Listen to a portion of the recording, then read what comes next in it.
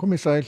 sjáum hér á yfirlitskortinu að það eiginlega bara eitt kerfi sem svona stjórnar veðrinu hjá okkur. Það nokkuð djúp lægð, svona 980 millibör sem er þaulsetin hér norðaustur af landinu. Hún verður það næstu sólarhringana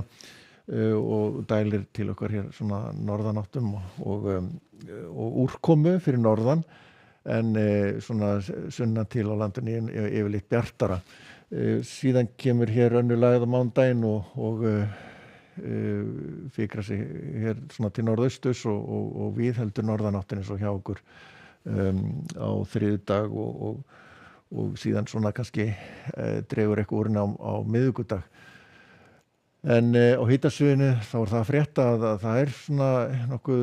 mikill kuldapollur, svona ekki stór í umfangi en það við sjáum að dökkblá lit koma hérna yfir, þannig að úrkoman sem að fellur svona til fjalla og svona á fjallvegum gæti breyst í slyddu eða snjókomu í fyrramálið og á morgun, en síðan verður svona yfirleitt öllu jafna frekar svalt hjá okkur fyrir norðan. Og við skoðum þróunina í kvöld, þá alveg talsverð úrkoma sérstaklega norðvestan til, þá voru einhver dropar sem fjallu hér sunnanlands en ekki mikið, en svona í fyrramálið þá áfram nokkuð svona ákveðin úrkoma hér fyrir norðan og sérstaklega hér norðvestan til áfram. Það verður frekar þungbúið hérna við Faxaflói sem við sjáum hér á skýjahulunni sem grá, en víða bjart hér sunnanlands og gæti sést eitthvað til sólar hérna á Austfjörðum. En þetta þá staðan í klukkan 8 og svalt fyrir norðan, en svona einnig svolítið svona í morgunsárið hér sunnan til, og það má alveg reikna með að það verði farið að snjóa eitthvað á svona fjallvegum kannski í fyrramálið og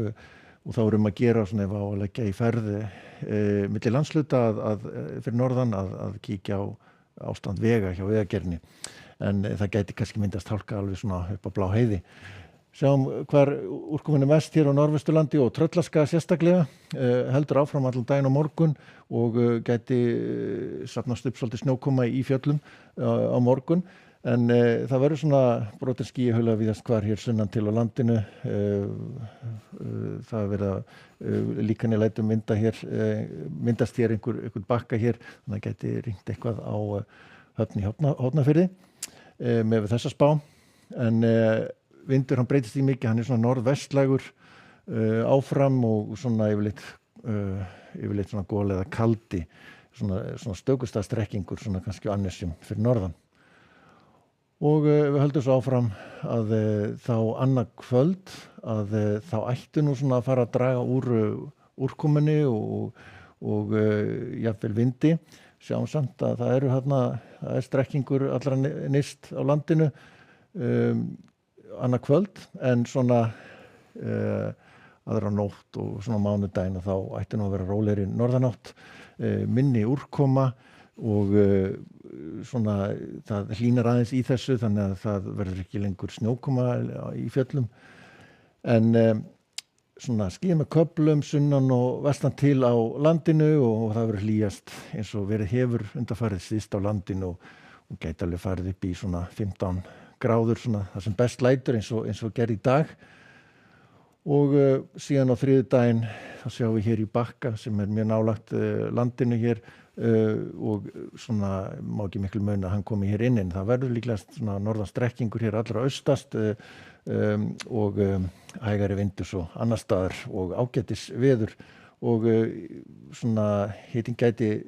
skriði rétt yfir 10 gráður hérna norðanlands, en ætti nú að komast vel yfir 10 gráður sunnan. Og eins á miðvikudaginn þá lægðin komin hér norðaustur af og dregur hér svona ákveðna norðvestanátt hér á norðausturhorninu og úrkomi hér víða á norður og austurlandi, en áfram bjart með köflum sunnan til. En við sjáum hér Evrópuveðrið, það aðalega skúrir hér á Ítalíu og miðbyggið í mið-Evrópu og svo áfram vætusamt við vesturströnd Noregs, og þetta eru hámarkshitatölu á morgun, mjög heitt til dæmis í Suður Spáni áfram. Látum þetta gott heita, verið sæl.